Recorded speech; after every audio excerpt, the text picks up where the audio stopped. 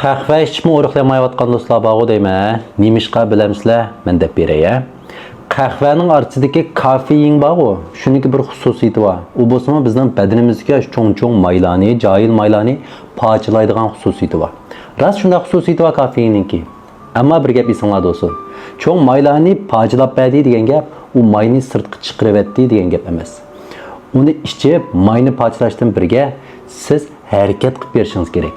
Shu chaqda may sirtqa chiqib Gapim tushunish bo'ladimi? Chenshingfang berib chiniqqan degan gap emas. Siz kunlik turmushda bo'lmasa yo'l mengib bersangiz misab, midrab turishingiz kerak, o'tirib olmasligingiz kerak. Unda bo'lsa qandoq odam harakatni jiqraq qildi? Dal qahva ichgan odam harakatni jiqraq qildi. Nemishqa hech kim bir stakan qahvani ichib olib kirib uxlaychi demaydi. Shundaqo, buga ruhliq bo'lay, midrab turay deb turib qahva ichadi. Shunashqa qahvani iching, harakat qilib berib turing.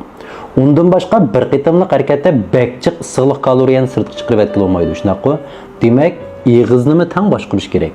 Shu vaqt tomoqlarimizni ilmiy, muvofiq miqdorda yeganda, qo'soq to'yg'icha yeyib kuniga 5 stakan qahva ichsangizmi bika, kuniga 2-3 soat putungiz sunib ketgicha jugarsangizmi bika, tomoqlarni muvofiq miqdorda yeb, harakatni muvofiq miqdorda qilib, ondan qahva ichib bersangiz, uning unumini ko'ra olasiz. Bugun men okeanosdan qahvasini qanday qilishni o'rganib qo'yay, do'stlar. Ichgandagi mushta sap qahvani ichganlarlik arxiyi, sanxiyi degan shakar qitilgan qahvalarni ichsanglar, uning foydasi yo'qchimi? Stakanni birini tayyorlaymiz. Men odatda muzsab ichishni yaxshi ko'raman. Mushta yo'q, muzdan birini solaman. Mana. Ondan keyin buning nim qo'yamiz? Suv qo'yamiz. Suvni qo'yib bo'lgandan keyin ondan qahvani ochamiz. Mana. Asaq mushta ugakalati chiqadi, ichiga to'kimiz, ondan buni ilashtiramiz degan gap. Ilashtirib bo'lgandan keyin ichsakdan bo'ladi do'stlar. Astidagi ulanmaga isib qo'ydi, men yangi qahvasi okeanosniki kirasa haqsiz setib olsanglar bo'ldi.